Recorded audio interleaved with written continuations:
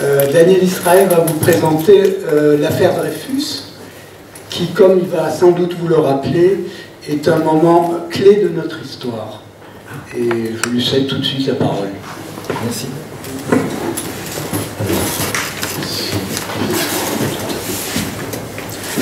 Alors je vais voir, est-ce que la voix porte ou pas? C'est mieux avec le micro? Avec le micro. Avec le micro, très bien, parfait. Donc le bon geste, avant tout, donc je répète, pensez à éteindre les smartphones, ça c'est essentiel. Alors tout d'abord, je vous remercie d'être venus, mesdames et messieurs, sur un thème aussi passionnant que représente l'affaire Dreyfus. Alors vous allez me dire pourquoi l'affaire Dreyfus. D'abord parce que nous allons commémorer le 130e anniversaire l'année prochaine du déclenchement de cette affaire, qui a démarré automne 1894. Et puis, en réfléchissant, l'affaire Dreyfus ne concerne pas que la région de l'Alsace. Ça concerne non seulement toute la France, et il y a un côté universel, incontestable, qui concerne non seulement le peuple juif, mais l'humanité tout entière, parce qu'on évoque les notions clés de justice, qui sont très importantes dans le judaïsme, les notions de vérité, les notions de se méfier de nos idées, de nos préjugés, de ce qu'on peut avoir comme idée préconçue, et que parfois la vérité elle est ailleurs, elle est différente. Ensuite, l'affaire Dreyfus a eu des conséquences lourdes sur la France et sur le peuple juif en France. L'objectif étant de démontrer que cette affaire Dreyfus, dans le cadre du centenaire qui a été célébré il y a quelques années, le malaise est toujours là. Il y a toujours quelque chose qui n'est pas tout à fait entièrement réparé. Et cela, nous allons l'évoquer. Donc ce que je propose, il y aura donc deux parties. Une première partie consacrée à l'affaire proprement dite, où je vais remettre dans le contexte qu'est-ce qui s'est passé à l'époque, et ensuite le déroulé de l'affaire.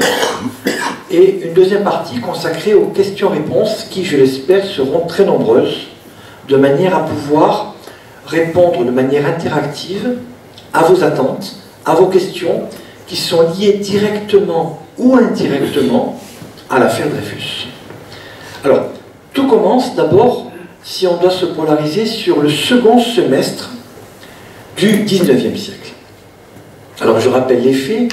XIXe siècle, la France est en pleine mutation technologique, économique, sociologique et politique. Elle part pratiquement d'une époque où la monarchie est reine. On a le premier empire au début du XIXe siècle. Ensuite, on a des monarques. Nous allons avoir effectivement Louis XVIII, Charles X, Louis-Philippe. Nous allons avoir le Second Empire. Et à partir du Second Empire, nous aurons une accélération des mutations que je viens de décrire tout à l'heure. Une date clé à retenir, elle est capitale, c'est la défaite française en 1870-1871 face à la Prusse de Bismarck. Et la deuxième date à retenir, qui a été un traumatisme, c'est le 10 mai 1871. Le 10 mai 1871, c'est le traité de Francfort. Et le traité de Francfort qui va officialiser, on va dire, le fait d'arracher deux provinces, l'Alsace et la Moselle, à la France. L'Allemagne devient un empire. Rappelez-vous la proclamation de l'Empire dans la Galerie des Glaces en 1871. Et ensuite, la France doit payer une forte indemnité financière à l'occupant allemand pour pouvoir solder les comptes. La France, grâce au Second Empire, était tellement prospère qu'elle a été capable de rembourser par anticipation les prêts. Chose qui ne peut pas se faire facilement aujourd'hui avec les difficultés de l'emprunt bancaire. Mais à l'époque, en 3 ans, la France a pu rembourser de manière anticipée et solder les comptes. Le problème, c'est que après 1870-1871, la France est dans la volonté, dans l'idée de revanche. En se disant, on nous a arraché de provinces clés, et pour nous, c'est une mutilation, une amputation. Il est hors de question que cela dure dans le temps. Donc, on va préparer la revanche au niveau militaire, au niveau politique, au niveau économique, au niveau sociologique, et nous allons avoir l'émergence de la Troisième République. Je rappelle que durant le Second Empire, il y a eu une sorte de lune de miel entre le judaïsme et le gouvernement français. Il y avait un épanouissement des Juifs au niveau économique, artistique, politique, et je n'ai pas souvenir qu'il y ait la moindre trace d'antisémitisme au sein de l'armée française durant tout le Second Empire. Je rappelle que le Second Empire, approximativement, c'est 1852-1870. Et durant cette période, il y avait une sorte de lune de miel, ça se passait très bien. Vient la Troisième République. La Troisième République qui arrive et qui va opérer des mutations en profondeur. Ces mutations ont pour objectif de moderniser la France. Donc nous allons avoir des lois sur la liberté de la presse, nous allons avoir effectivement des lois qui vont favoriser l'émergence des syndicats, nous avons une mutation en matière d'exode rural vers les villes, et toujours est-il que dans ce changement profond, eh bien, les Juifs vont également s'intégrer de plus en plus au sein de la population. Il y a une émancipation économique où ils vont s'intégrer dans les différents corps, et notamment au sein de l'armée française. Et nous allons avoir des officiers français d'origine juive qui vont s'intégrer directement dans l'armée française et qui vont, j'allais dire, passer par la filière moderne, qui est la filière polytechnique. Et là, nous touchons un point clé. L'armée française a gardé ses traditions. Et il y a deux volets dans l'armée française. Il y a un volet traditionnaliste, c'est-à-dire que les grands officiers sont d'origine aristocratique, noble. Ils ont un système de cooptation qui fait que pratiquement les élites eh bien, se développent entre elles. Et nous allons voir une branche moderne, qui est la branche qui vient directement par le biais de quoi? Des polytechniciens, qui est la branche moderne. Et de nombreux juifs vont passer par la branche polytechnique, qui est la filière de la méritocratie. Et dans l'armée française, on le vit assez mal. Comment? Nous allons avoir des personnes qui ne sont pas de notre monde et qui osent intégrer l'armée française. Ce sont des rivaux, ce sont des personnes qui prennent nos places et qui nous empêchent, j'allais dire, de nous coopter tranquillement. C'est un élément clé dans le malaise de l'armée française qui à la fois a la revanche en tête, doit se moderniser et en même temps n'est pas forcément en osmose avec tous les changements constatés au sein de la nation française. Donc il y a lentement mais sûrement un écart entre l'armée française qui est écartelée entre la tradition et la modernité et la société française qui bouge énormément. Il y a des mutations économiques et puis surtout, à la fin du XIXe siècle, il y aura trois éléments clés. Premier élément clé, l'émergence de scandales. L'affaire de Panama, qui a fait couler beaucoup d'encre et qui a contribué à jeter le discrédit sur les hommes politiques en matière de corruption. Il y a donc eu ce premier malaise. Il y a eu un deuxième malaise qui s'appelait quoi? C'est vrai en fait. Quel était le deuxième malaise de la fin du XIXe siècle après la corruption qui va avoir un impact dans l'accélération des mouvements historiques? Qu'en pensez-vous?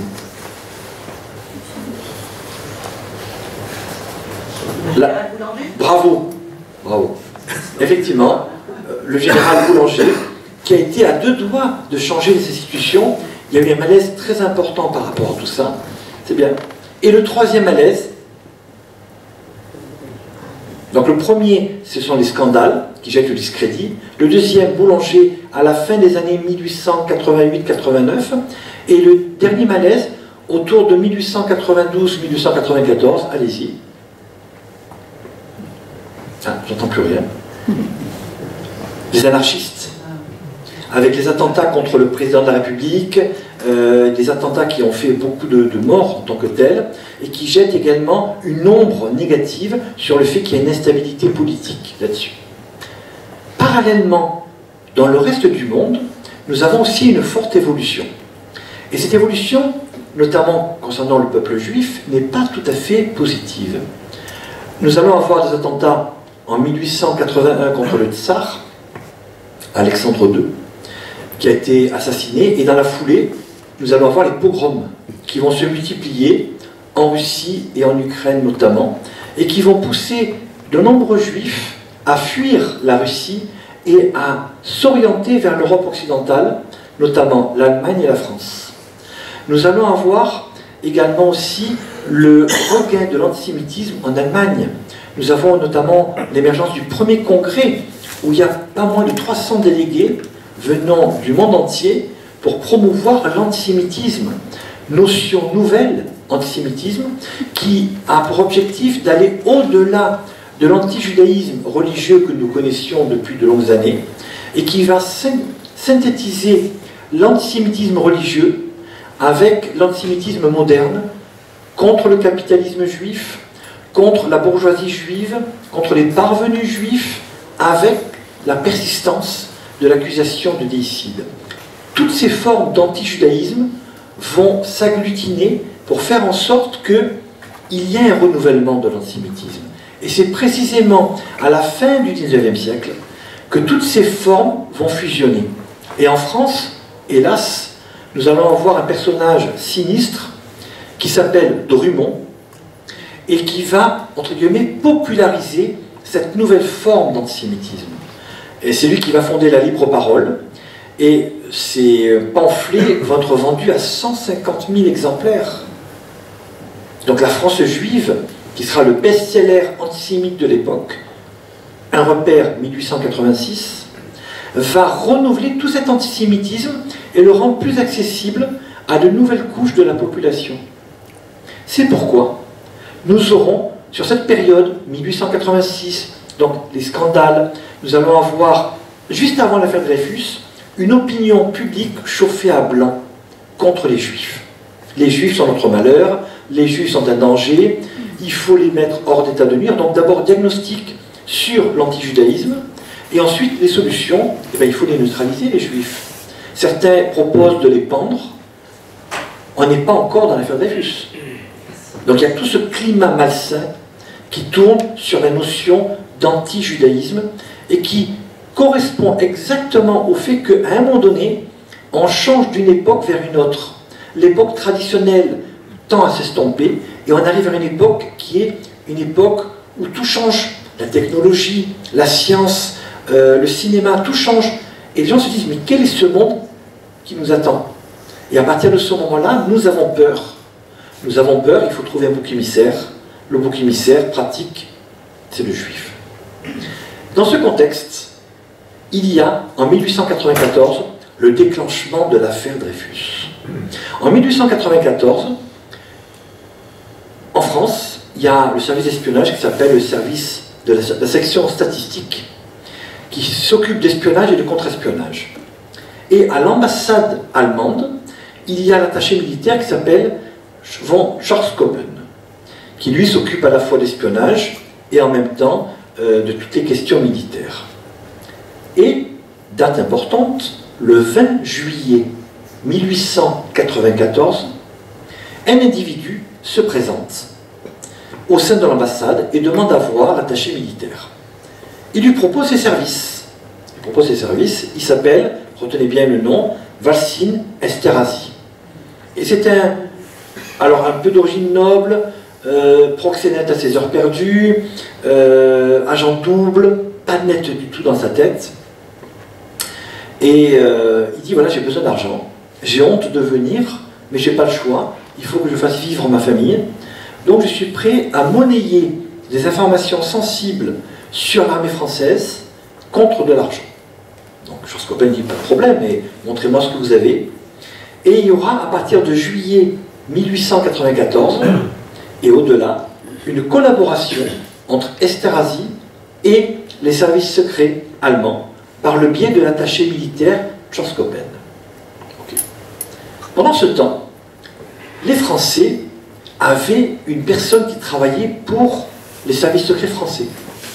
Et c'était une femme de ménage qui s'appelait, retenez bien le nom, Marie Bastian. Marie Bastian, qui était une femme de ménage illettrée, qui ne se faisait pas remarquer, et qui avait pour objectif de vider les corbeilles et de ne récupérer que les papiers qui étaient déchirés, ou les papiers qui étaient... Alors les papiers froissés, ils ne les prenaient pas, essentiellement, c'était des papiers déchirés qui présentaient une valeur. Et à l'époque, il y avait un homme des services secrets français qui allait dans une église, récupérait les papiers de Marie Bastian et les transmettait au service d'espionnage français, qui décodait ce qui se passait. Le problème, c'est que l'officier français qui allait à l'église récupérer les papiers avait une maîtresse. Et la maîtresse a été larguée, et pour se venger, est allée carrément dénoncer son amant à l'ambassade allemande en disant, vous savez, franchement, alors vous avez un traître chez vous. Mais l'officier français était malin. Il n'appelait Marie Bastian que Auguste. C'était un nom de code. Et elle disait, il y a Auguste chez vous qui est un traître. Or, il se trouve qu'il y avait un véritable Auguste au sein de l'ambassade allemande, et les Allemands l'ont surveillé pendant des semaines et des semaines, mais il était pour rien. Pendant ce temps, Marie Bastian continuait son petit manège, dans l'indifférence la plus totale. Mais déjà, les Allemands commençaient un peu à se méfier. Et à partir de fin septembre, à partir de septembre 1894, Marie Bastian récupère dans la poubelle de l'attaché militaire un document qui est déchiré partiellement. Retenez bien cette notion, déchiré partiellement, non daté et non signé. C'est ce qu'on appelle le fameux bordereau, duquel toute l'affaire Dreyfus va découler. Toute l'affaire va découler d'un unique document. Et ce document, qui est relativement peu connu, j'ai décidé de vous le faire, de le communiquer. On va le voir ensemble. C'est un document très important, et vous verrez qu'il n'a pas livré tous ses secrets. Alors, si vous voulez bien, on va le lire. Alors, c'est un document sur papier pelure. Sans nouvelles m'indiquant que vous désirez me voir, je vous adresse cependant, monsieur, quelques renseignements intéressants. Primo, une note sur le frein hydraulique du 120 et la manière dont s'est conduite cette pièce. Deuxièmement, une note sur les troupes de couverture, quelques modifications seront apportées par le nouveau plan. Une note sur une modification aux formations de l'artillerie. Une note relative à Madagascar. Oui, merci. Le projet de manuel de tir de l'artillerie de campagne, 14 mars 1894. Bon, pour le moment, c'est banal. C'est là que ça se complique. Ah, lisez bien ce paragraphe. Ce dernier document est extrêmement difficile à se procurer et je ne puis l'avoir à ma disposition que très peu de jours. Le ministère de la Guerre en a envoyé un nombre fixe dans les corps et ces corps en sont responsables. Chaque officier détenteur doit remettre le sien après les manœuvres. Si donc vous voulez y prendre ce qui vous intéresse et le tenir à ma disposition après, je le prendrai, à moins que vous ne vouliez que je le fasse copier in extenso et ne vous en adresse la copie. Je vais partir en manœuvre. Il n'y a pas quelque chose qui vous choque dans cette phrase? Regardez bien. Il propose d'envoyer 5 documents, d'accord? Et puis à un moment donné, il dit, le 5e document, je l'ai pas, je peux vous le prendre si vous voulez bien. Il adresse les 5 documents ou il n'adresse pas les 5 documents? Donc déjà, il y a une certaine anomalie dans la lecture du document que peu de gens ont remarqué.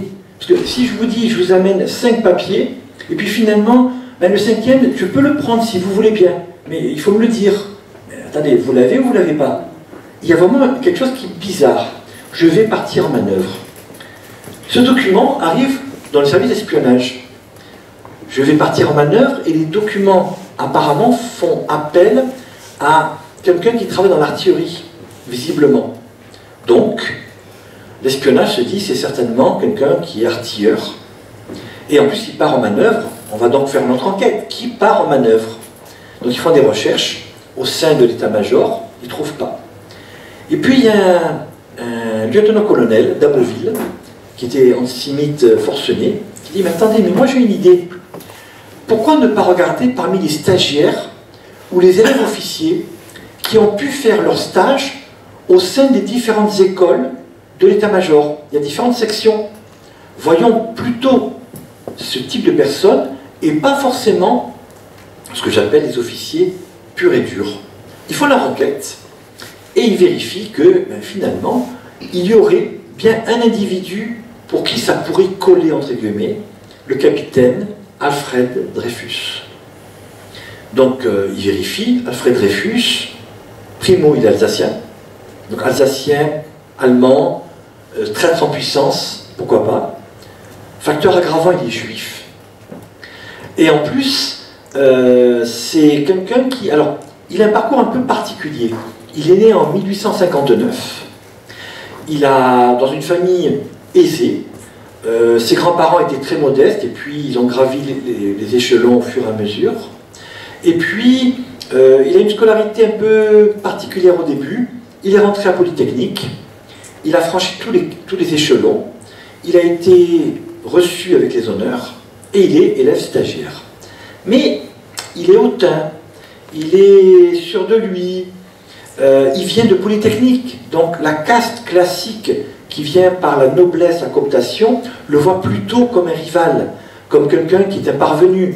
C'est la branche moderne. Et donc, ils viennent nous prendre des places. Donc, tous ceux qui étaient d'origine aristocrate, qui avaient leur place déjà arrêtée, n'ont pas pu profiter de leur avancement naturel, puisque les gens de Polytechnique prennent les places qui étaient dévolues à la caste nobiliaire, en quelque sorte. Donc, très mal noté par rapport à ses collègues, qui ne peuvent pas le supporter. Et quand ils font l'enquête, ils disent « c'est un juif, on aurait dû y penser ». Ah, pour le moment, l'affaire est au sein de l'espionnage ou de l'armée. Personne n'en a parlé et la presse n'est encore pas au courant. Il se trouve que le général Mercier, le ministre de la Défense, ministre de la guerre de l'époque, qui est attaqué au vitriol par la presse d'extrême droite, nationaliste, antisémite de l'époque, qui nous avons la libre parole, mais pas seulement. Et le général Mercier, on lui dit oui, c'est un général qui protège les juifs. D'ailleurs, il y a plein d'officiers juifs au sein de l'armée.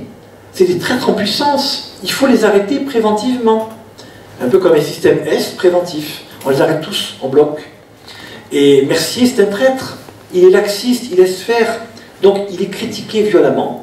Et pour se dédouaner, pour montrer que finalement, il fait le ménage, ben, général Mercier donne l'ordre de pousser l'enquête et, à ce moment-là, de le faire arrêter pour voir ce qu'il en est. C'est très important. Alors, je rappelle le contexte de l'époque, nous avons des centaines d'officiers juifs, et à l'époque, les duels sont nombreux. Par exemple, il y avait, dans la presse, on avait dit, oui, les officiers juifs sont des traîtres pour les Allemands, et un certain officier qui s'appelait Armand Meyer a dit, attendez, je me sens diffamé, et il a défié en duel un marquis, malheureusement il est mort, et quand il est mort, il y a eu énormément de Parisiens qui lui ont rendu hommage, puisqu'on voyait effectivement que les Juifs s'impliquaient dans l'armée. Mais ce n'était pas bien vu de toutes les couches de la population. Donc on fait cette enquête et on va nommer un officier de police judiciaire au sein de l'armée, un certain, le commandant Dupaty de Clam.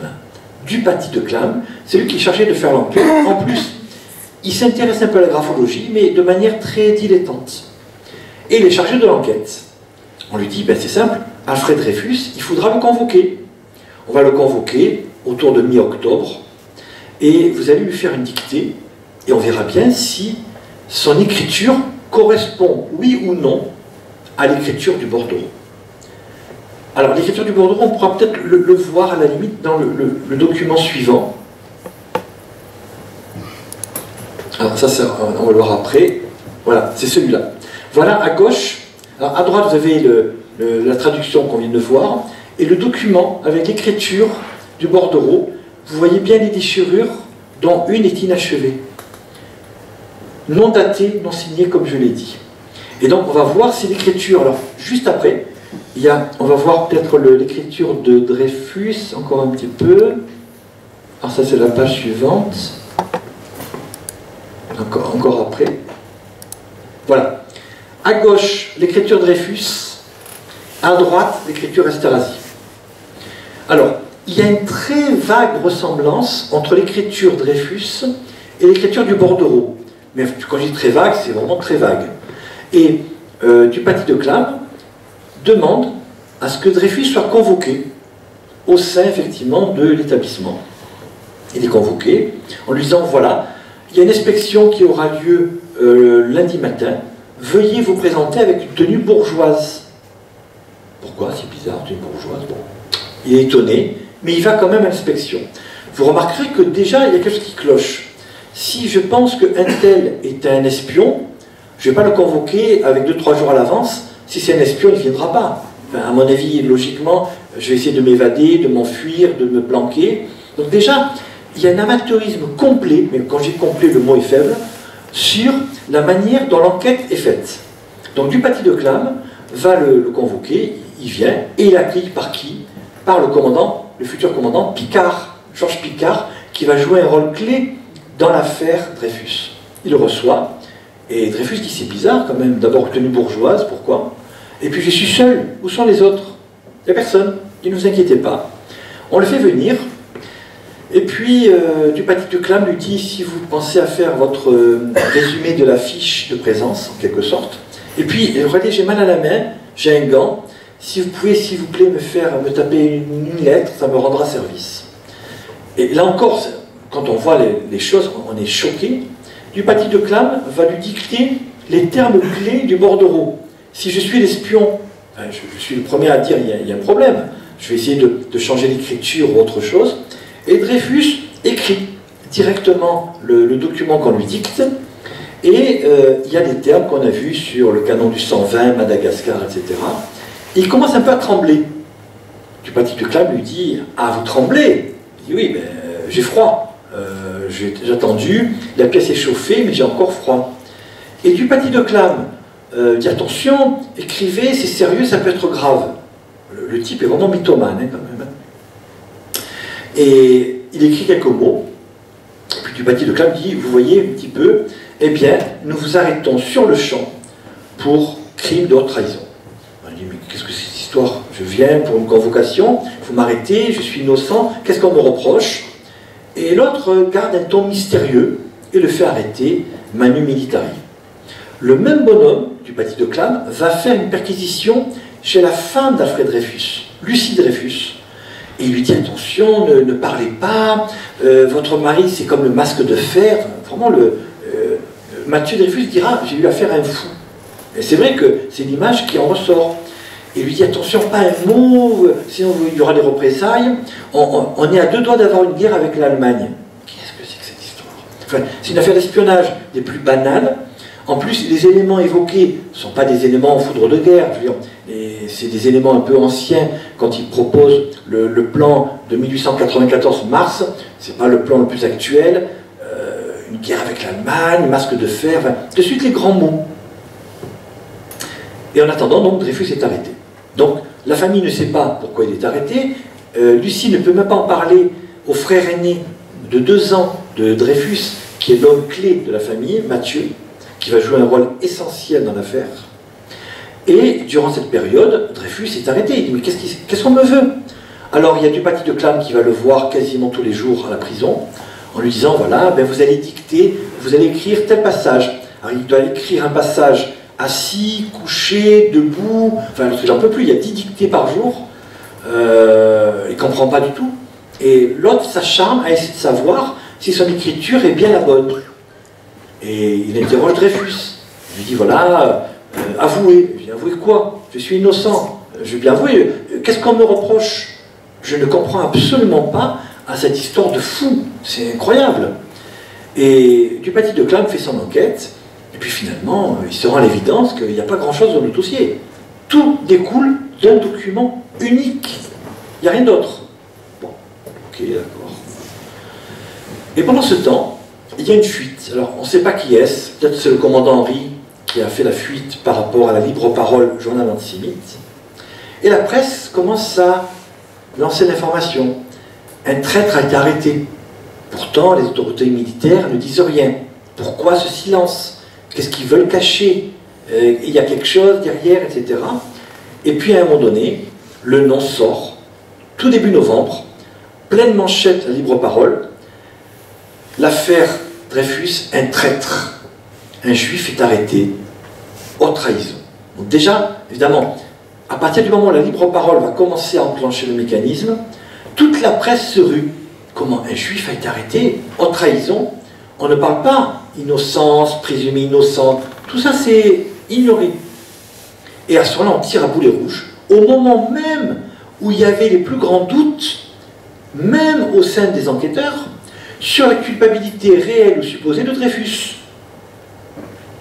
Devant le scandale, le ministre dit, je fais une interview, oui, je suis absolument formel, les critères, les preuves sont irréfutables et accablantes.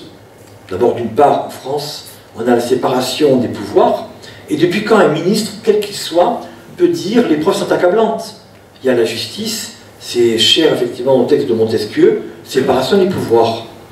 Et à partir de ce moment-là, eh bien, non seulement il y a une campagne de presse où personne ne veut reculer, ensuite il y a le ministre de la guerre qui dit mais Dreyfus est coupable, il n'y a aucun problème, etc., avant même l'ouverture du procès. Résultat des courses, le procès va avoir lieu en décembre 1894. Et là, imaginez, alors le procès a lieu, alors évidemment les juges demandent le huis clos. Le huis clos sous pression gouvernementale, et il y a quoi? Il y a un unique bordereau. Il faut quand même meubler. On a trouvé un petit document où il y avait la correspondance entre Schwarzkoppen et l'ambassadeur, enfin l'attaché militaire italien Panisardi. Ils avaient une relation homosexuelle tous les deux. Et entre deux émois amoureux, ils évoquaient les affaires d'espionnage respectives. Et il disait à un moment donné, cette canaille de D, point. Ben, c'est D, Dreyfus, évidemment.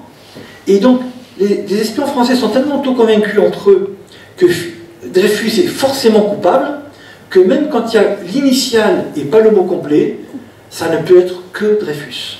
Le procès a lieu. Dreyfus est relativement confiant. Il dit, là, enfin, je vais pouvoir m'expliquer. On verra bien que je suis innocent. Toujours est-il que le procès a lieu. Le huis clos est prononcé.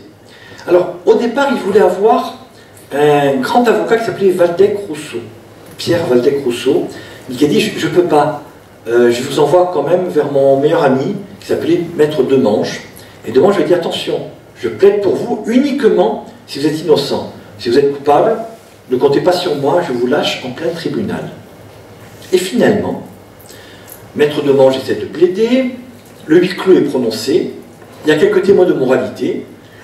Les juges n'arrivent pas trop à se fier. Il y a une légende qui disait que Dreyfus était passif. Rien n'est plus faux. Dreyfus s'est impliqué dans sa défense. Dreyfus a, de manière répétée et continue, plaidé son innocence. Alors on disait, oui, Dreyfus, il est passif, c'est l'affaire sans Dreyfus. C'est faux. C'est encore un mythe. Dreyfus s'est impliqué parfaitement dans sa propre affaire. Mais le problème, c'est que comme il a une image, il est myope, il a une image un peu hautaine d'après les autres, tout ce qu'il peut dire lui est reproché systématiquement.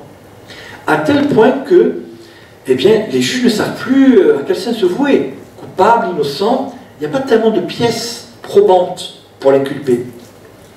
Alors, ils vont délibérer, et du paty de clam, dans la plus grande violation des règles de plaidoirie, va leur remettre un dossier dit secret directement dans la salle des délibérés, sans que la défense ait eu vent du contenu de cette enveloppe, ce qui est une violation flagrante. Et ils disent, voilà, c'est des documents tellement secrets qu'on ne peut pas les divulguer, même au sein d'un huis clos. Ok, d'accord. Qu'est-ce qu'il y a? Regardez. Bon, il y a quelques documents. Et ils sont persuadés, donc ce sont des documents qui ont été faits par le service d'espionnage, en partie de manipulation de faux documents. Et à l'évidence, là, ils voient tout incrimine Dreyfus, ils débattent, et à l'unanimité, ils décident de la culpabilité de Dreyfus. Culpabilité, donc il sera condamné à perpétuité dans une enceinte fortifiée, et il sera déporté. On pensait le déporter en Nouvelle-Calédonie, mais Nouvelle-Calédonie, on peut s'évader apparemment facilement, et donc il n'est pas question qu'il s'évade. Donc pour pas qu'il s'évade, le gouvernement français institué une nouvelle loi pour le déporter en Guyane. Non seulement en Guyane, mais en plus dans l'île du Diable, qui c'est encore plus terrible que la Guyane. Déjà la Guyane, on appelle ça la guillotine sèche, c'est-à-dire que vraiment, c'est l'aller simple et pas le retour. Des conditions dramatiques de vie, si on arrive à vivre. Et ensuite, l'île du Diable, c'est une île perdue au sein de l'océan, à côté de la Guyane, où les conditions sont abominables. En plus, il est à l'isolement, il ne peut pas communiquer, c'est vraiment draconien. Et le gouvernement, pour bien aggraver les choses, essaie de faire voter, mais je crois qu'il n'a pas réussi, une nouvelle loi pour condamner à mort, en temps de paix, les crimes de haute trahison. Donc on se retrouve avec tout ça. J'ai oublié de vous dire que les experts en graphologie, deux experts sur 5, ont estimé que le bordereau était une imitation. C'est intéressant, pensez-y à ça. Une imitation. Ce n'est pas une véritable écriture. Okay. Et les experts graphologues ne sont pas d'accord pour dire que c'est l'écriture de Dreyfus. Le premier dit « je ne reconnais pas l'écriture de Dreyfus ». Et le second, Bertillon, dit « écoutez, on dirait que Dreyfus a imité son écriture ». Donc on ne peut pas dire que c'est vraiment incriminant. Et du coup, Dreyfus va être dégradé dans la cour de l'école militaire le 5 janvier 1895. Alors imaginez, vous avez une foule parisienne, 20 000 personnes, à mort les juifs, mort aux juifs, etc., qui hurlent, lâches, etc. Et Dreyfus, stoïque, blême, blanc, eh bien, il avait promis à sa femme d'être courageux, et il va supporter l'insupportable. Lui qui s'est sacrifié, il a fait toute cette campagne militaire, polytechnique, il a fait des études, patriote, il s'est dévoué corps et âme pour l'armée, c'était sa passion à tous les niveaux, et là maintenant il est dégradé par l'armée française, à qui il a voué toute sa vie, Imaginez le traumatisme. Donc on va le dégrader, on casse l'épée, et il est envoyé en faucon cellulaire, d'abord à l'île de Ré, puis ensuite il va partir pour la Guyane. Et là-bas, attention, il faut surtout, ça devient l'homme dangereux, il n'a pas le droit de communiquer avec les autres, il est à l'isolement, imaginez les conditions climatiques sont très chaudes, 45 degrés dans l'été, il ne peut pas trop parler avec les geôliers, c'est vraiment des conditions terribles pour quelqu'un qui a été condamné sur un seul document. Et on a vu à quel point l'enquête elle a été menée plus que cavalièrement. Et pendant ce temps, à part Mathieu Dreyfus et Lucie, le camp des Dreyfusards, il est très réduit. Tout le monde s'est dit, bon, allez, on oublie tout ça, il est condamné, l'affaire doit mourir de sa belle mort, et puis on passe à autre chose. Et pendant ce temps, Mathieu Dreyfus a juré de consacrer sa fortune, ses biens, son honneur et tout son réseau relationnel pour justement essayer de sauver son frère. Il ne croit pas une seconde à sa culpabilité. Il dit, attendez, vous plaisantez. Alors, on l'a décrit comme un monstre. Du petit de Clam dit à sa femme, vous vous rendez compte, c'est un homme qui courait les femmes, qui vous trompait allègrement, mais c'est un monstre, votre mari. Et ce monstre-là, franchement, il ne mérite aucune pitié. Il est en pleine mythomanie, alors que le procès n'avait même pas eu lieu. Et Dreyfus, tient mais d'extrême justesse. Il a eu des accès de folie, il ne comprenait pas, il a été à deux doigts de se suicider. Il a tenu grâce à l'amour qu'il portait à sa femme. Et pendant ce temps, l'affaire est enterrée. Sauf que, 2 ans plus tard, enfin 1 an et demi plus tard, l'année 1896, eh bien, à la tête du service de renseignement, il y a un nouveau chef qui s'appelle Georges Picquart, qui va jouer un rôle clé dans l'affaire. Georges Picquart, qui, à ses heures perdues, est aussi antisémite. Donc on a beaucoup de gens antisémites dans ce milieu-là, et il découvre, et donc il va succéder à la tête du service de renseignement, et il va prendre connaissance du bordereau en question. Et puis, Marie Bastian, la même personne, la femme de ménage, récupère dans la poubelle ce qu'on appelle un petit bleu. un document qui n'a pas été envoyé, adressé à un certain Esterhazy. L'enquête commence, et Picard s'aperçoit que Esterhazy a la même écriture que le bordereau. Serait-il possible qu'on ait accusé à tort un innocent? Serait-il possible que Dreyfus ait payé finalement à la place de Esterhazy? Telle est la question posée.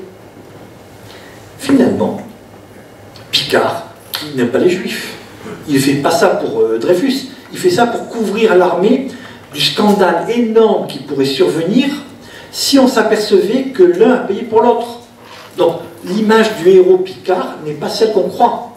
Il le fait que pour des raisons égoïstes de protection de l'armée. Ok, d'accord. Et Picard, bien gentiment, va expliquer à sa hiérarchie, écoutez, pour moi, le coupable, c'est Esterhazy. C'est lui le traître. C'est lui. Il faut l'arrêter. Et maintenant, puisqu'on l'arrête, vite, libérer Dreyfus, et on étouffe l'affaire très facilement. Je suis pas là, lui dit, attendez, monsieur, on se calme. L'affaire Dreyfus a été jugée. Elle est jugée, c'est fini. C'est la chose jugée, on n'en parle plus. Vous voulez arrêter Esterhazy, bravo. Mais à ce moment-là, pas à la place de Dreyfus. Dreyfus, vous voulez laisser moisir, bon, il va mourir, c'est un juif. C'est pas une grande perte pour nous. Hein. Et du coup, Esterhazy lui dit, mais moi je comprends pas, moi j'étais un espion mais sur ordre, etc. Et visiblement Esterhazy a des appuis, visiblement. Et l'armée ne veut pas se déjuger, puisqu'ils sont tellement impliqués dans le scandale et dans l'ignominie que revenir en arrière, ce serait admettre par là même toutes les erreurs qu'ils ont commises. Et ça, il n'en est pas question. La presse, dans sa très grande majorité, pour ne pas dire quasi unanimement, elle défend le fait que Dreyfus était un traître, etc. J'ai même retrouvé les documents de Jaurès, qui disait au départ, je ne comprends pas, Dreyfus a sauvé sa peau, alors que les autres qui ont fait 10 fois pire, 10 fois moins bien que lui, ils ont été fusillés. C'est pas normal. Donc au départ, même les futurs Dreyfusards sont contre Dreyfus. Et finalement, donc d'un côté, Mathieu, qui par ses propres réseaux, commence à avoir vent que, eh bien, il y a un autre coupable. Ok, très bien. Il apprend la notion du bordereau lui aussi, par une autre filière. Et Picard qui essaie de son côté d'alerter la hiérarchie pour étouffer l'affaire, en disant, écoutez, il faut l'arrêter. On arrête Esterhazy et il aura droit à un procès. Le procès aura lieu en janvier 1898. Et Esterhazy est acquitté, car les experts, tous les experts, unanimement disent que ce n'est pas l'écriture du bordereau. Esterhazy et le bordereau, c'est deux choses qui n'ont rien à voir. Ok, d'accord. Et c'est 2 jours plus tard que les intellectuels, et notamment Émile Zola, va lancer dans J'accuse, le 13 janvier 1898, le fameux J'accuse. Le titre a été imaginé par Clémenceau, le directeur, effectivement, du journal L'Aurore, en disant on va faire un terme J'accuse qui sera vraiment un coup de poing. Et si vous lisez l'article de J'accuse, tout n'est pas juste, tout n'est pas véridique. Mais l'article a été pensé par Émile Zola pour justement faire réagir l'opinion publique et pour que on quitte le sérail des savants, des intellectuels, des écrivains, des experts, et que la population française puisse s'associer dans ce combat pour la justice et la vérité. Alors, et là on trouve un moment clé de l'histoire française. C'est l'implication progressive des savants et des intellectuels dans le combat humanitaire. Je rappelle pour mémoire que, là nous sommes en 1898, les intellectuels français s'étaient déjà mobilisés 3 ans auparavant pour un autre combat humanitaire qui était le premier combat où les intellectuels français ont été impliqués à fond dans, j'allais dire, l'alerte. Mais quel était ce combat pour lequel les intellectuels français s'étaient mobilisés 3 ans auparavant? Qu'est-ce qui s'est passé? Et ce combat se déroule avant l'affaire Dreyfus. Quel est ce combat? Trop de mémoire, c'est ça qui est terrible quand on a Alzheimer précoce. Ça fait mal. Je vous écoute. j'entends plus rien. Oui. C'est un scandale alimentaire, tu parles, je ne sais plus des détails. Non, non, non. Les anarchistes. Non plus. Continuez. Alors, l'indice 1894-1896. C'est la première fois que les intellectuels français se mobilisent, j'allais dire en masse, c'est pas tout à fait vrai, en nombre, pour une cause humanitaire très importante qui va prendre toute son ampleur au XXe siècle. Plus fort? Pasteur? Non plus. Ah, Pasteur, c'est antérieur. Oui, Samy? Non, non. Ça, je ne crois pas trop. En général, si les intellectuels se mobilisent pour le sionisme, c'est qu'à ce moment-là, c'est le machin qui arrive d'un jour à l'autre, à mon avis. L'esclavagisme? Non, l'esclavagisme a été aboli en 1848. Le grand combat, 1894-1896, tu as le droit de rejouer. Contre les épidémies? Non plus. Alors, un indice, quelque chose qui se passe à la frontière. Alors, en Asie. En Asie, il y a un événement extrêmement grave. En Asie. Entre 3 000 et 4 000 kilomètres. C'est le massacre des Arméniens. Donc, contrairement à ce que l'on croit, le génocide arménien n'a pas commencé en 1915. Il y a eu 200 à 300 000 Arméniens massacrés en Arménie par les Turcs. Et les intellectuels français, le premier combat, le vrai premier combat sur lequel ils vont s'impliquer en nombre, c'est pour défendre la vie et l'honneur des Arméniens qui ont été massacrés. Donc la genèse du génocide a commencé 20 ans avant le génocide. Et ce combat est à l'avance, 3 ans avant le déclenchement de l'affaire Dreyfus. C'est pour ça que les intellectuels qui avaient déjà fait leur gamme, en quelque sorte, sur cette alerte au niveau de la population française, Dreyfus, ils sont déjà, je vais dire, chauds devant. Ils ont déjà gagné ce premier combat où ils ont relancé l'honneur des lettres françaises pour défendre les autres pays européens ne s'étaient pas mobilisés. C'est les intellectuels français qui l'ont fait. Et 3 ans plus tard, ils se disent, on a fait ça pour les Arméniens, on va maintenant défendre la justice et la vérité en France. Et quel est le problème en France? L'affaire Dreyfus. Et c'est l'aurore. L'aurore où il y a des savants, des écrivains, des scientifiques, des techniciens, des patrons de presse qui vont fêter cause pour la défense d'un homme injustement accusé. Et évidemment, le scandale, j'accuse, on accuse qui? Le président de la République. Le scandale est énorme, et Émile Zola va être jugé, il va être jugé, mais il attendait ça, parce que grâce à ce jugement, il va sortir l'affaire Dreyfus de l'anonymat dans lequel elle était tombée, pour le mettre sur la place publique. Alors, je passe les détails, Zola va être condamné, puis le jugement va être cassé, puis de nouveau jugé, mais avant d'être condamné, il s'enfuit en Grande-Bretagne, et il prend la poudre d'escampette. Mais le problème, c'est qu'entre-temps, les informations commencent à filtrer. Et le commandant Henri, qui dit quand même, de nouveau Dreyfus, on en parle, c'est la honte pour l'armée française, va inventer un faux. Il va prendre un document et il va le trafiquer pour faire apparaître Dreyfus. Vous voyez, on a la preuve. On ne va pas se mouiller pour ce Dreyfus, c'est un traître, c'est un espion, Dreyfus.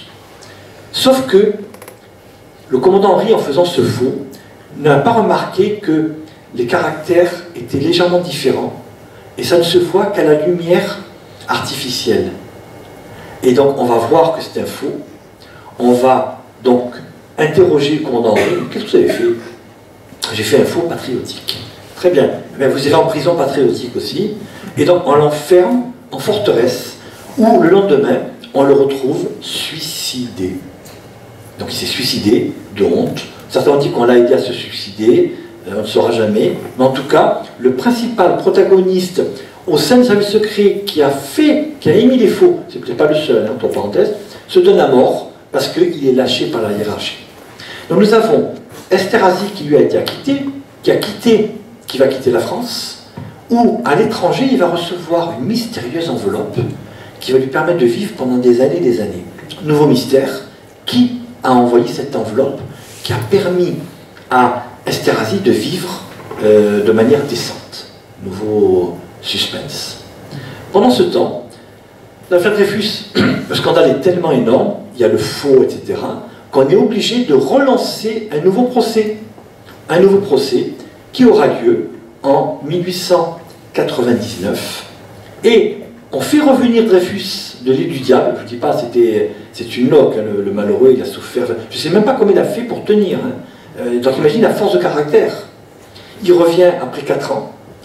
Et il est décharné. Enfin, et on va le juger. Et là, on se dit, bon, on refait l'enquête. Et le procès a lieu. Le procès à Rennes.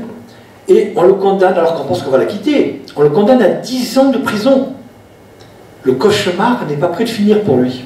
10 ans de prison. Et à ce moment-là, eh bien, il y a des pressions politiques pour dire au président de la République, écoutez, il faut arrêter, trop c'est trop. D'abord, le gouvernement provoque une réduction de peine, et le président de la République va gracier Alfred Dreyfus, gracier, mais donc il n'a pas été innocenté, il n'y a pas de non-lieu. Et finalement, il retrouve sa liberté auprès de sa famille à Carpentras. La grande question, pourquoi le président de la République a tellement fait des pieds et des mains pour le gracier? Bon, 10 ans de prison qu'on n'en parle plus. Quel était le problème? Pourquoi il y a eu des pressions politiques, cette fois-ci dans l'autre sens, pour permettre à Dreyfus de s'en sortir? Quelle est la raison mystérieuse qui a poussé dans ce sens? Le faux. Comment? Le faux. Oui, il y avait le faux, tout à fait, mais le problème c'est que le président de la République, lui, il est tiraillé entre l'armée et, je veux dire, le fait d'étouffer l'affaire. C'est vrai qu'il y avait un faux, mais le tribunal avait quand même condamné à 10 ans de prison de nouveau. Donc il avait qu'à laisser libre cours à cette affaire. Pourquoi le président s'est impliqué lui-même pour réaliser la grâce d'Alfred Dreyfus? Pourquoi?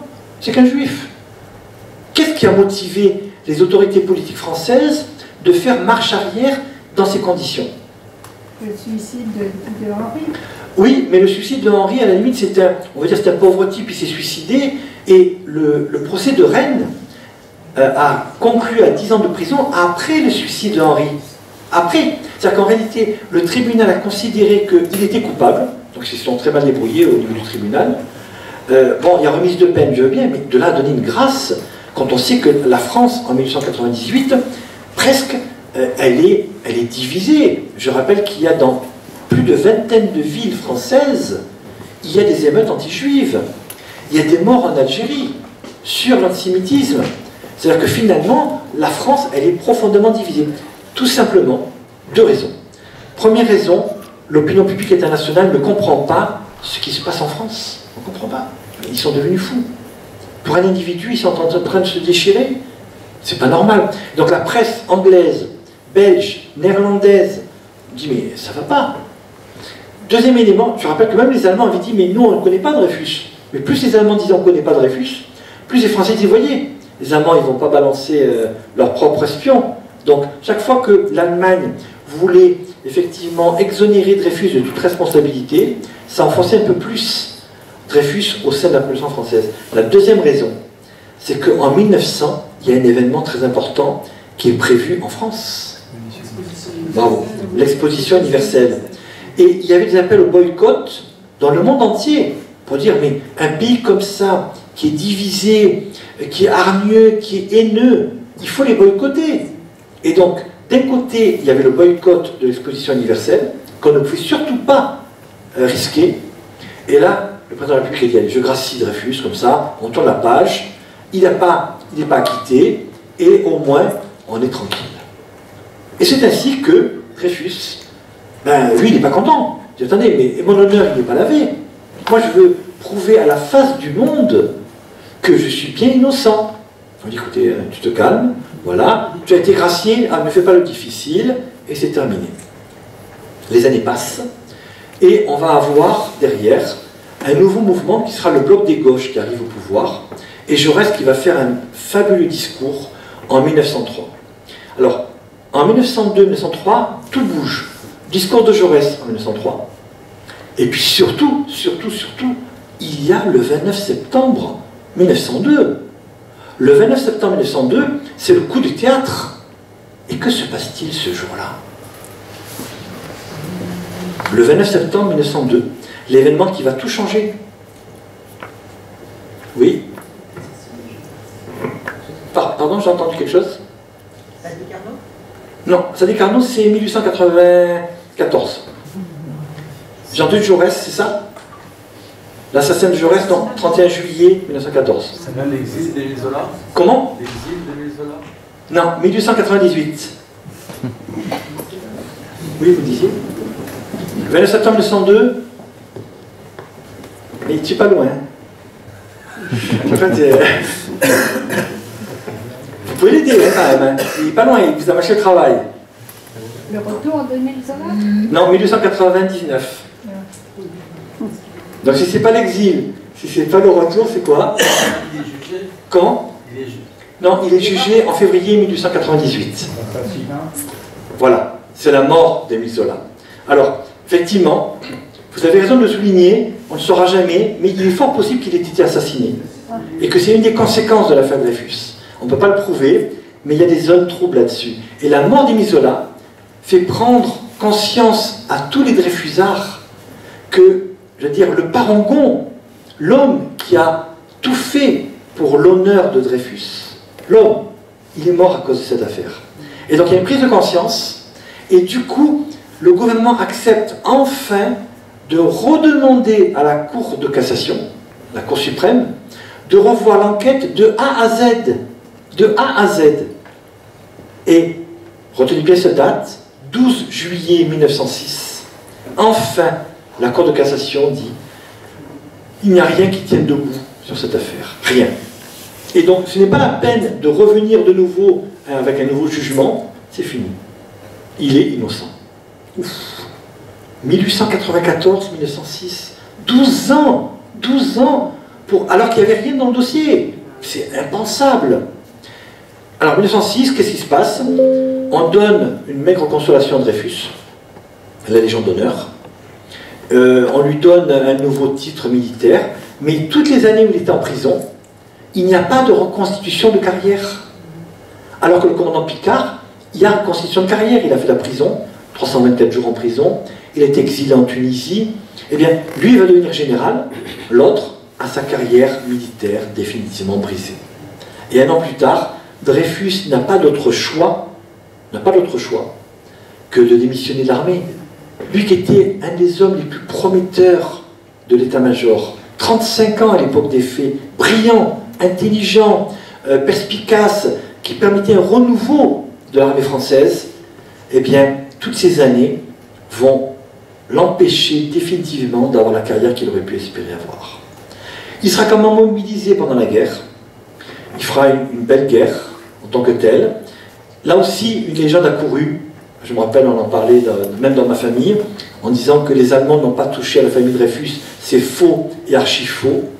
La petite fille de Dreyfus est morte à Auschwitz.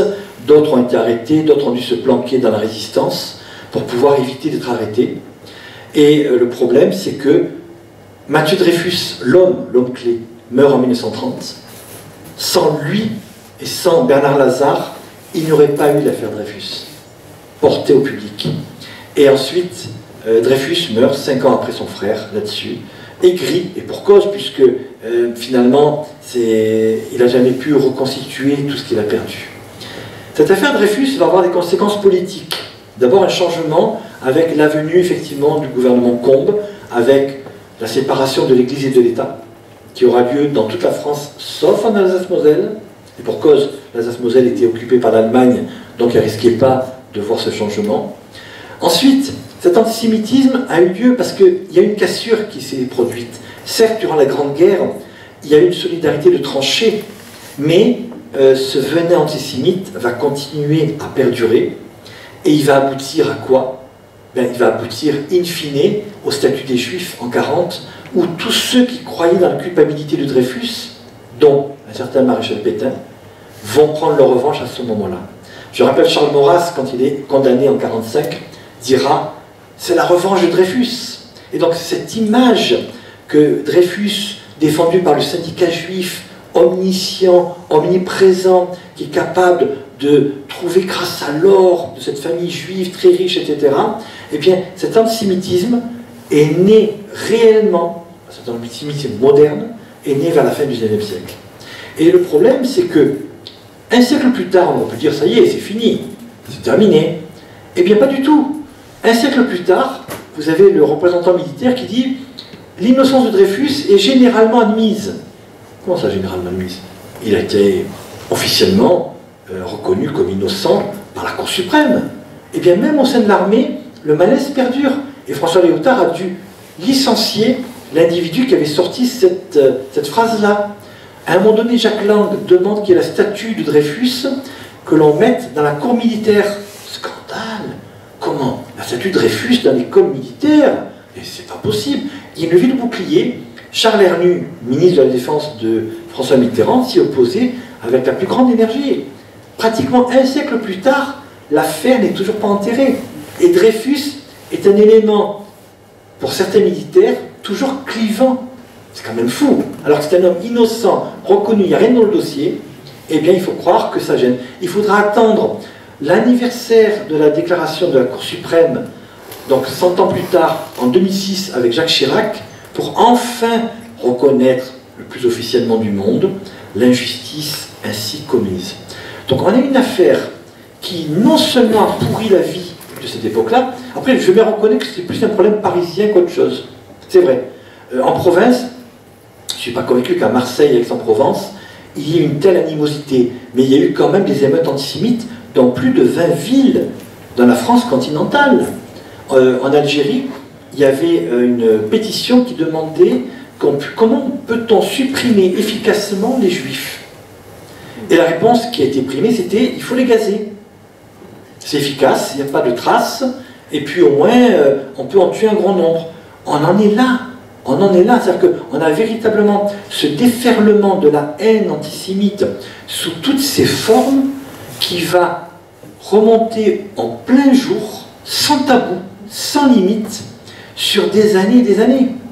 C'est ça qui est assez hallucinant. Pour un individu qui, au final, je veux dire, on n'en demandait pas tant, c'était une affaire d'espionnage qui devait se régler rapidement, et puis l'opinion publique chauffée à blanc par les médias, chauffée à blanc par une presse avide de sensationnalisme et le fait de vendre des gros tirages, va tirer à boulet rouge sur la puissance maléfique des Juifs. Et c'est précisément à cette époque que nous allons avoir quoi? L'affaire Dreyfus en France, l'affaire Baylis en Russie-Ukraine, avec les Juifs mangent le sang des chrétiens, des enfants chrétiens, dont on sait que le sang chez nous est tabou, c'est vraiment à côté de la plaque. Léo Franck, condamné injustement et qui va être lynché, soi-disant parce qu'il avait tué quelqu'un qu'il n'a pas tué. Et enfin, au début du XXe siècle, donc à peu près autour de 1903, la genèse des protocoles des sages de Sion, qui est un pamphlet qui va aller au-delà de la Russie tsariste, faux, conçu, imaginé par les services secrets russes, et qui va ensuite contaminer l'Europe occidentale. Je rappelle que Hitler s'est appuyé sur les protocoles des sages de Sion pour dire, voyez que les Juifs ont trop de pouvoir. Henry Ford va le diffuser massivement avant qu'il soit démenti. Et à partir de ce moment-là, vous avez un renouveau massif de l'antisémitisme, non seulement en France, après ça s'est calmé, mais c'est comme une vague, ça monte, ça descend, etc. Et ça s'est développé dans la plupart des pays occidentaux. C'est ça la difficulté majeure. L'affaire Dreyfus n'est pas une affaire uniquement cantonnée dans le passé. C'est une affaire qui nous parle et qui est symptomatique d'un élément qui est réversible. C'est-à-dire que l'affaire Dreyfus, c'est pas uniquement une affaire « Ah, c'est bon, c'est la fin du XIXe siècle, c'est du passé, c'est terminé ». J'étais toujours convaincu depuis des années que l'affaire Dreyfus peut revenir à tout moment, parce que tous les ingrédients qui ont permis l'émergence de l'affaire Dreyfus à cette époque sont tous au rendez-vous aujourd'hui. Je vous remercie pour votre attention.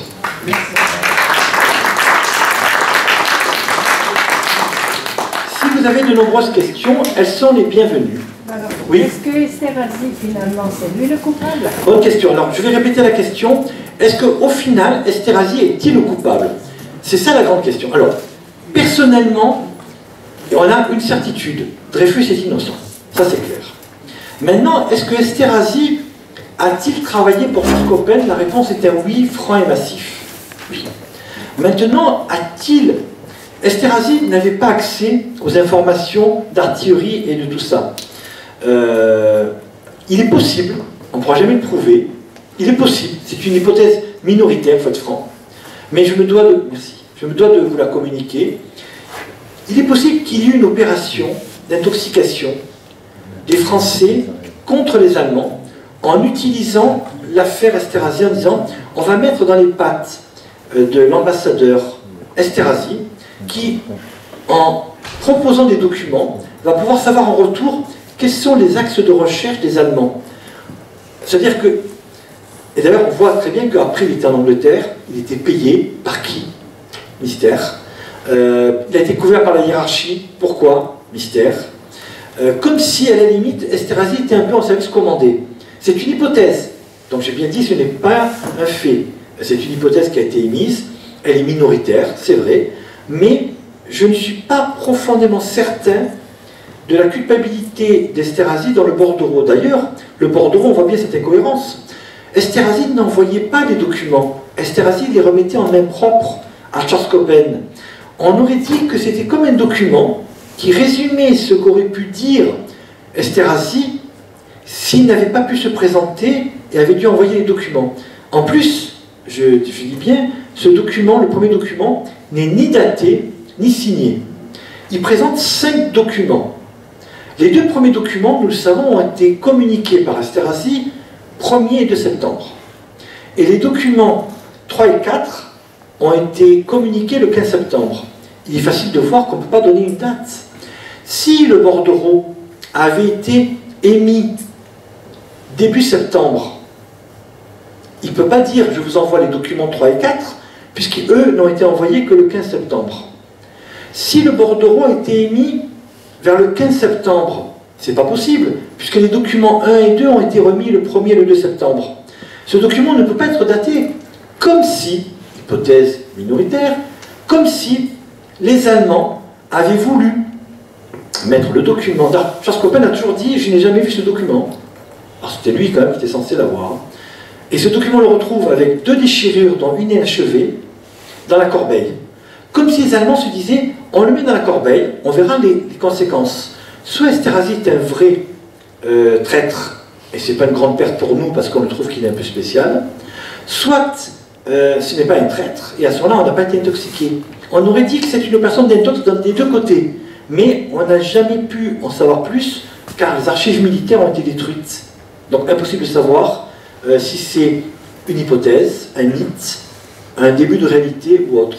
En tout cas, le fait qu'il ait continué à être payé plus tard, qu'il a été protégé envers et contre tout, c'est curieux quand même. C'est curieux. Alors, c'est une hypothèse minoritaire, puisque la majorité des experts disent Esterhazy est le coupable, mais je vois mal comment Esterhazy peut avoir accès aux 5 documents, alors qu'il n'a pas accès aux 5 documents, à moins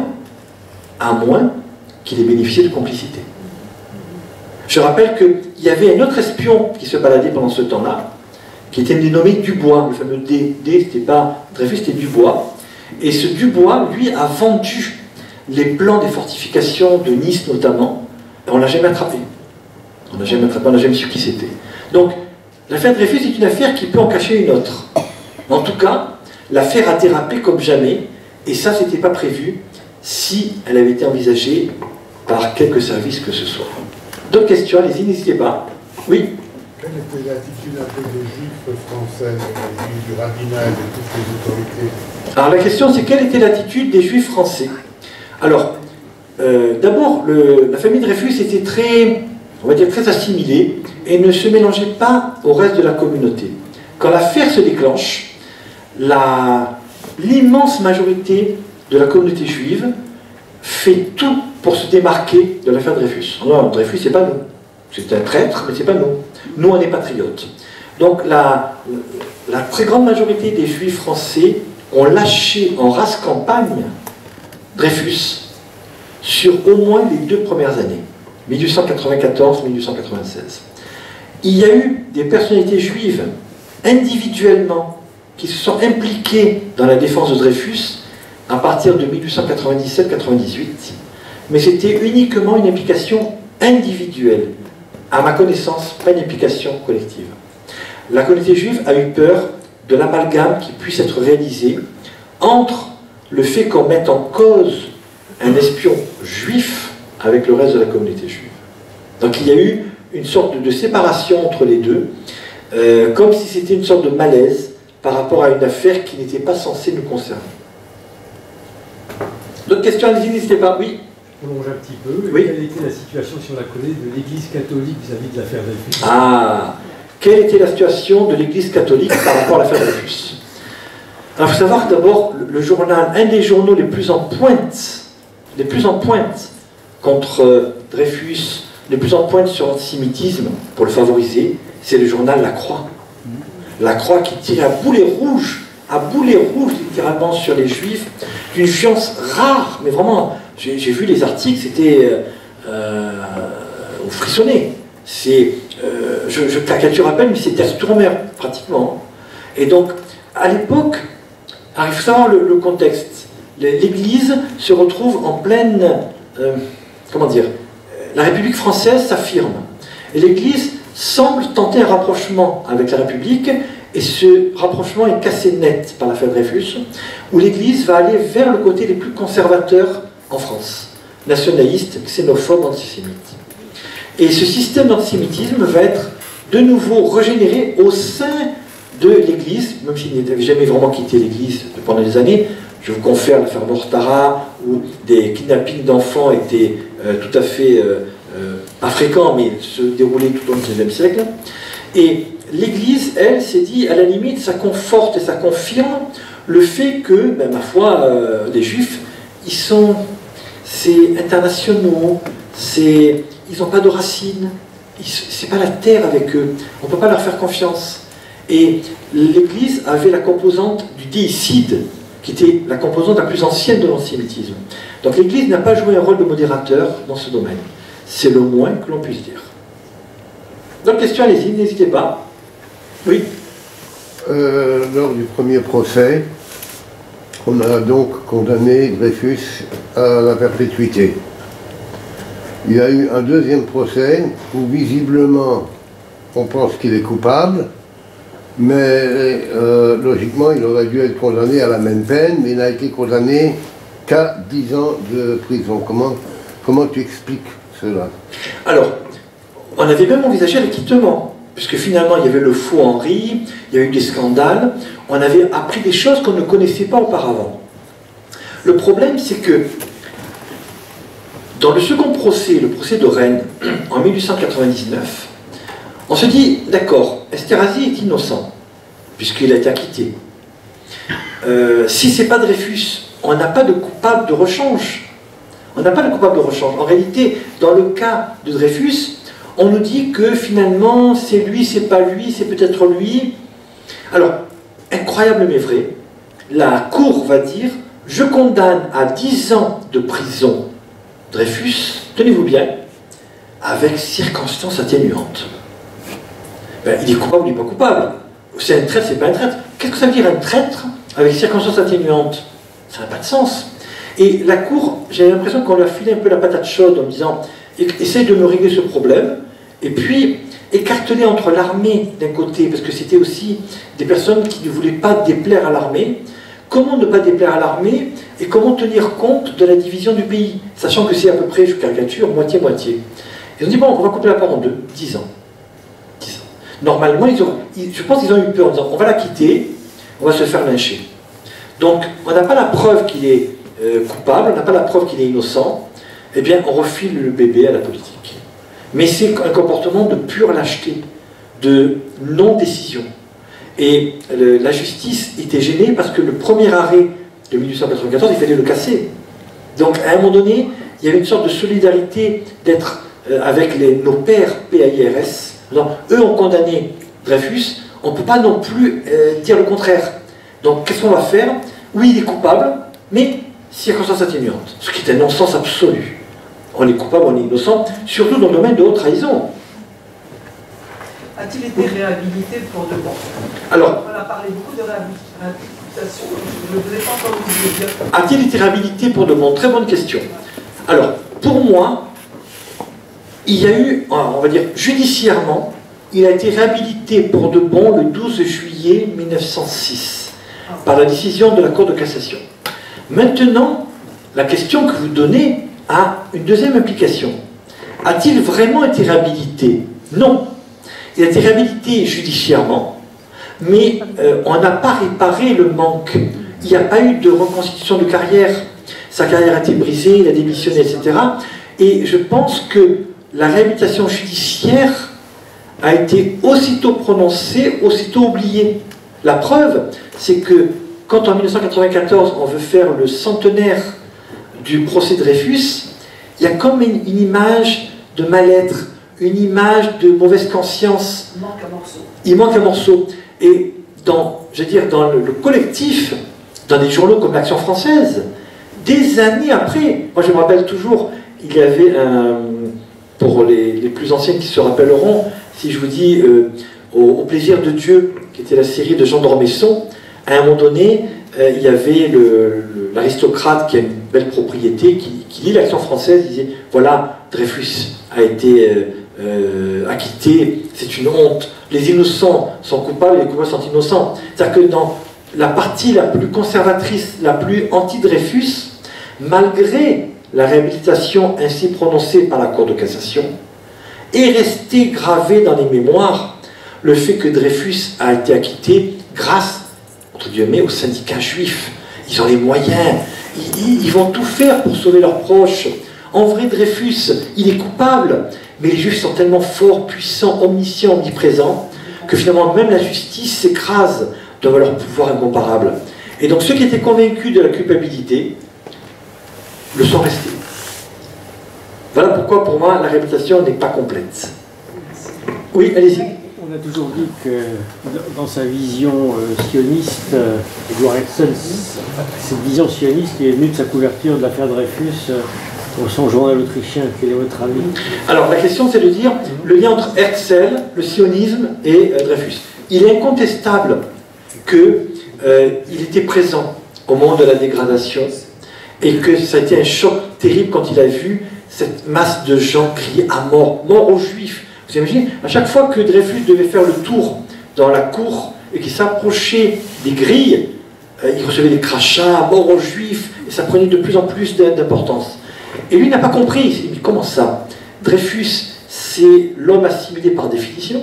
Je ne comprends pas. Moi-même, Herzl, je suis assimilé, et pourtant on voit à quel point il y a un déferlement de haine. Ça a été un des éléments, pas l'élément, un des éléments de prise de conscience de Herzl par rapport au projet sioniste. Un des éléments. Je pense que la maturation aurait eu lieu quoi qu'il arrive, mais cette affaire-là a permis d'accélérer une prise de conscience. Il y avait ici? Oui, les protocoles des salles de Sion est un faux. Est-ce que le bordereau ne serait pas un faux inventé par l'espionnage allemand? C'est ça la question. Alors la question c'est de dire, si les protocoles de salles de Sion, on sait que c'est un faux, et c'est à l'évidence un faux, qu'en est-il du bordereau? Alors, est-ce que c'est un faux? C'est possible. Alors là, je reconnais que je ne peux pas aller plus loin parce que il y a des zones d'ombre qui existent. C'est tout à fait possible, ou plausible, que le bordereau ait été une sorte de récapitulatif de ce qui aurait pu être dit si la personne n'était pas venue. Officiellement, le bordereau est de la main d'Esterhazy. Mais je ne vois pas pourquoi Esterhazy aurait fait un document qui accompagnait les documents alors qu'il les remettait en main propre. C'est une théorie qui reste à l'heure actuelle encore minoritaire. Mais quand je dis minoritaire, je l'ai quand même lu, cette théorie très intéressante. Elle n'est pas totalement isolée. Elle fait l'objet d'un livre qui est sorti en 1972 et d'un commentaire dans l'Historama qui était sorti quelques années plus tard. Mais dans leur explication, tout n'est pas convaincant non plus. C'est-à-dire que sur l'aspect faux, c'est séduisant. Après, le fait de dire qu'en réalité c'est un faux parce que, il manque de biscuit pour me convaincre totalement. Ça reste à l'état d'hypothèse non étayée. Oui? Y a-t-il eu des répercussions face à la mauvaise foi du ministère de l'Armée, de la Guerre et de l'État-major? Aucune. Aucune conséquence. En réalité, il y a une sorte de chape de plomb. Quand les militaires, l'espionnage, ont voulu étouffer, à part le fait qu'il y a eu, à un moment donné, le ménage qui a été fait, avec une sorte de rotation des équipes, il n'y a pas eu de conséquences judiciaires en tant que telles. Comment? Pourquoi? Parce que l'armée étant le pilier de la République, la République n'a pas osé aller beaucoup trop loin, parce qu'à un moment donné, ils se sont dit, si on va jusqu'au bout, les Allemands sont contents, on ne fait même plus la guerre avec l'Allemagne, c'est entre nous on se fait la guerre. Et à un moment donné, il y a eu la raison d'État qui a primé tout le reste. C'est-à-dire qu'on va réhabiliter un individu, oui, on va tenir compte des enseignements et on va changer un peu la politique des années 1904, 1906, 1908, mais on s'arrête en plein milieu. Il faut savoir que, par exemple, quand Émile Zola rentre dans le Panthéon, en juin 1908, il y a une tentative d'assassinat contre Dreyfus. Il est blessé de 2 balles, il s'en sort. Mais c'est-à-dire qu'en 1908, eh bien, les cicatrices ne sont pas complètement refermées. Parce que on a touché à quelque chose de... C'est tellement sensible qu'il y a eu un toilettage, oui. On a tenu compte, avec l'arrivée d'hommes politiques nouveaux, Jaurès, le bloc des gauches, etc., il y a une prise de conscience de la parole et du verbe des hommes intellectuels. Cette notion est née à cette époque-là, mais pas au point de renverser la table. Et là, on a un sentiment d'inachevé. D'autres questions? Oui. Est-ce que c'est pour ça que Dreyfus n'a jamais été, malgré sa réhabilitation, réintégré dans l'armée et gradé comme l'a été Picard?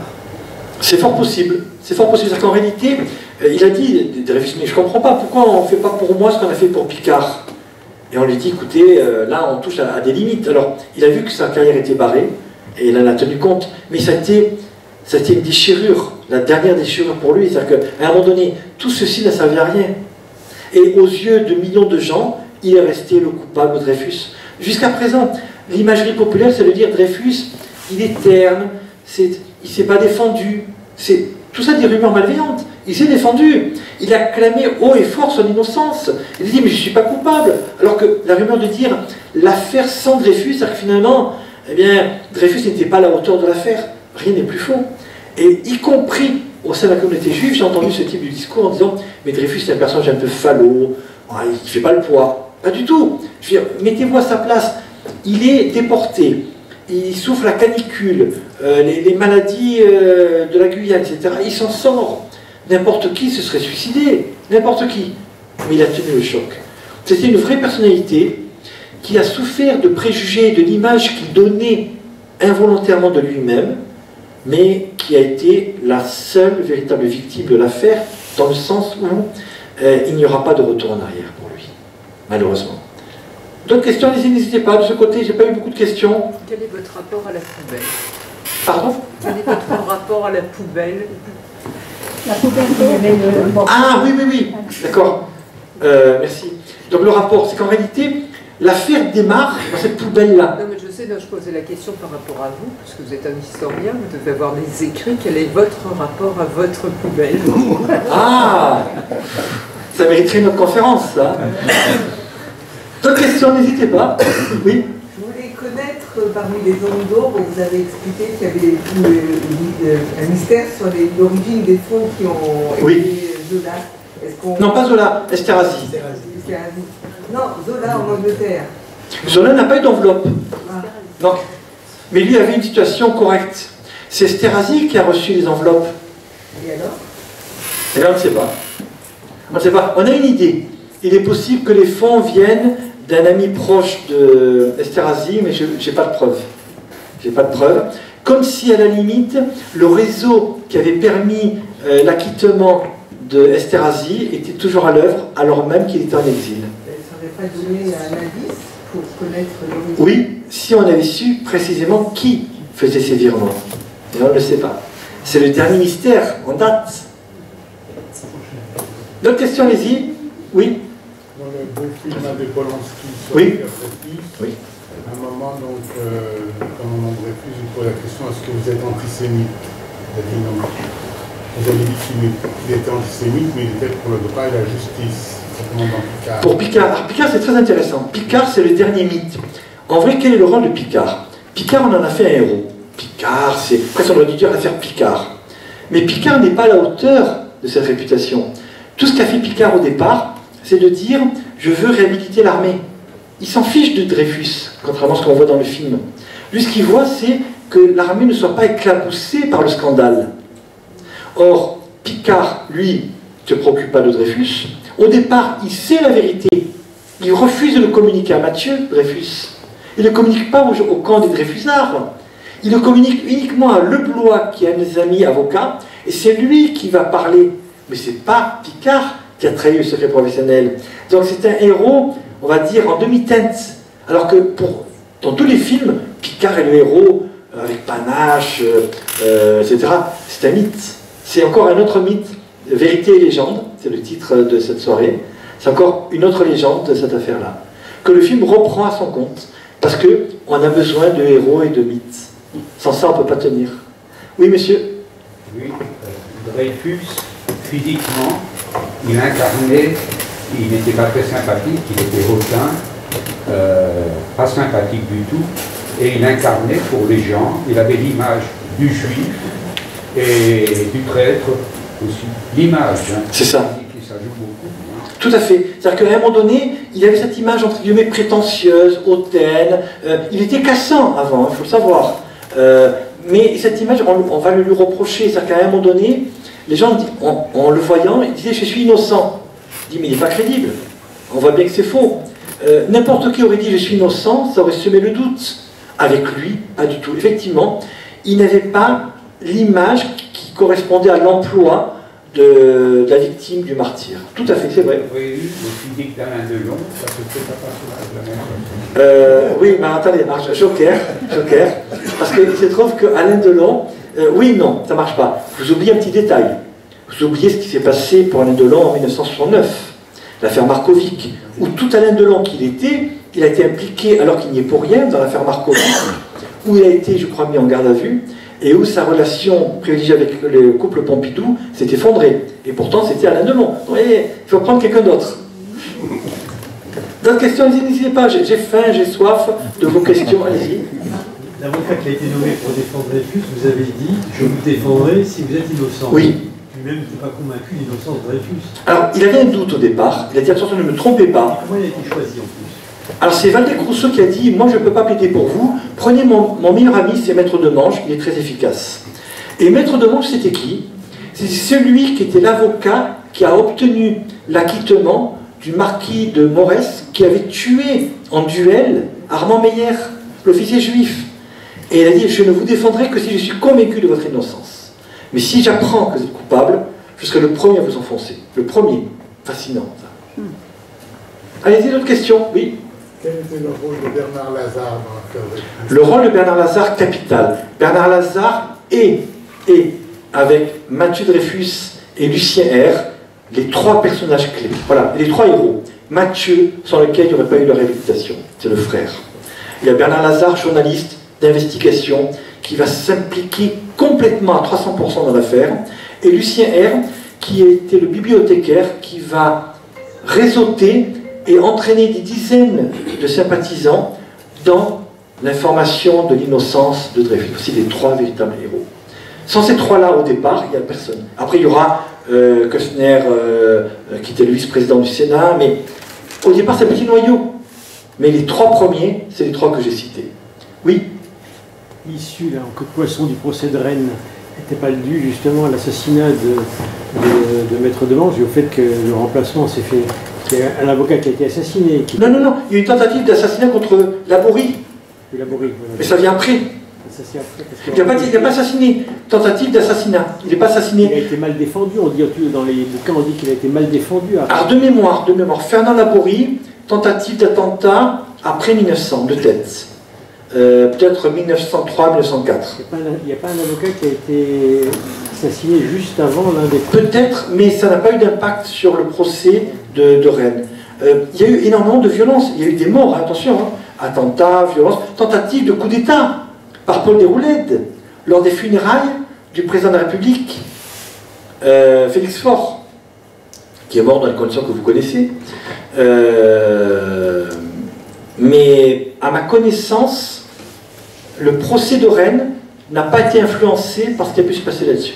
À ma connaissance. Allez-y, d'autres questions? Mesdames, allez-y, c'est le moment où oui. Pourquoi tellement de temps entre la prise de conscience avec la mort d'Émile Zola, le discours de Jaurès, jusqu'à la décision de la Cour de cassation? Bonne question. Pourquoi autant de temps? En effet, ça a pris beaucoup de temps. Tout simplement, alors je récapitule, 29 septembre 1902, la mort problématique, on va dire, de Zola, je suis prudent.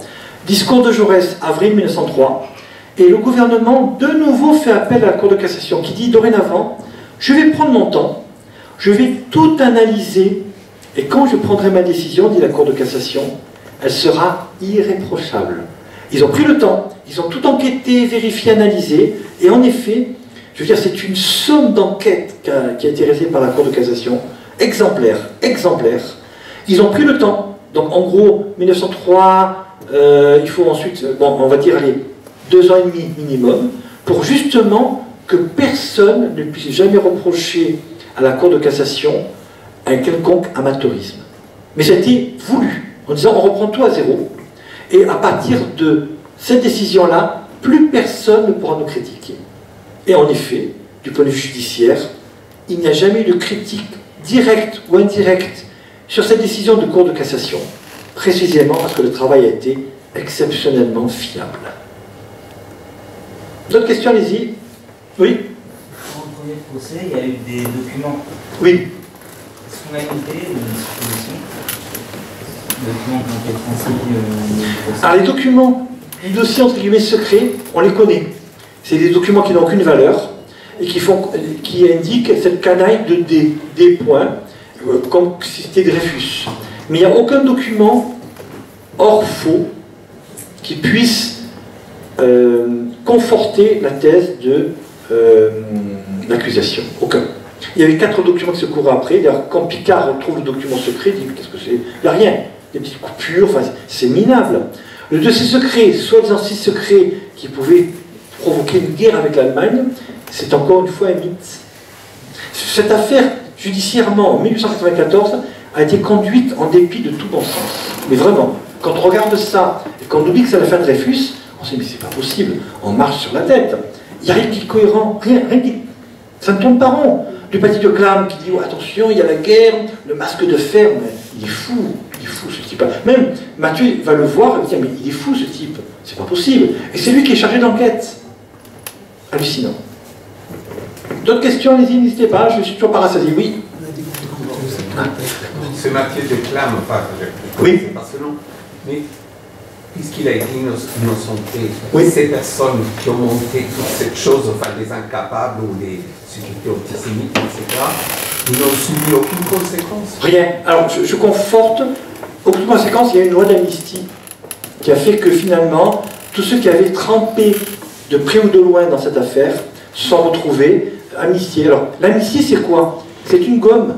C'est-à-dire que tous ceux qui ont trempé dans l'affaire Dreyfus, la loi d'amnistie, c'est peut-être 1898-99, on ne peut même pas évoquer leur rôle. Je donne un autre exemple. La guerre d'Indochine et la guerre d'Algérie ont fait l'objet d'amnistie.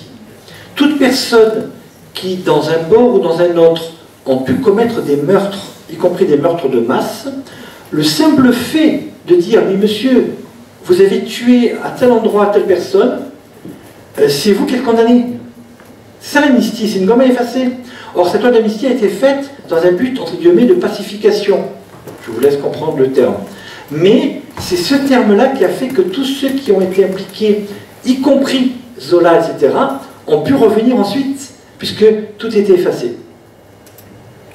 Qui était à l'origine de cette amnistie? Le gouvernement de la République, vers 1898-99, pour apaiser, effacer les conséquences de cette division qui aurait pu être fatale à la République. Elle s'en est sortie. C'est tout à son honneur, mais elle aurait pu plonger.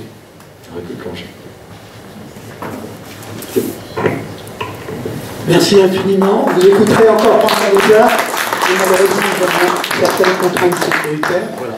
Je vous remercie tous d'être venus assister à cette magnifique conférence et nous vous communiquerons les prochaines manifestations du pôle culturel qui sont déjà programmées sur le premier semestre 2024. Merci à tous, bonne soirée. Merci à vous. Et à bientôt. Merci. Merci.